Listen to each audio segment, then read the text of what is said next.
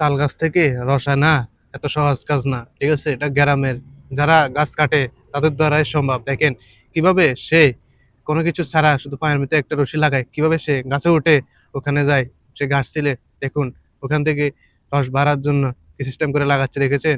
আসলে এটা গ্রামে যারা কাজ করে তাদের জন্যই সম্ভব। কিন্তু দেখেন ওইখান থেকে রসগুলা আনবে, আনার পরে ওগুলা ছাঁকতেছে, ছাঁকে তারপরে ওগুলাকে ঝাল দেয়, ঘন্টায়, ঘন্টায় ঝাল দেয়। ওগুলাকে দেখুন কি বানানো হয়, গ্রামের মনে করেন গুড় বলা হয়, ওটা বানানো হয় মানে মিঠাই, ওটার মতন মিঠা বানানো হয়। ওটা দিয়ে তারপরে দেখেন ওটা খাঁটি পাওয়া যাবে, কিন্তু আপনি এখন তো বাজারে সব ডুপ্লিকেট হয়ে গেছে, কিন্তু ওখানে একটা খাঁটি পাওয়া যায়। দেখেন কত কষ্ট করা লাগে।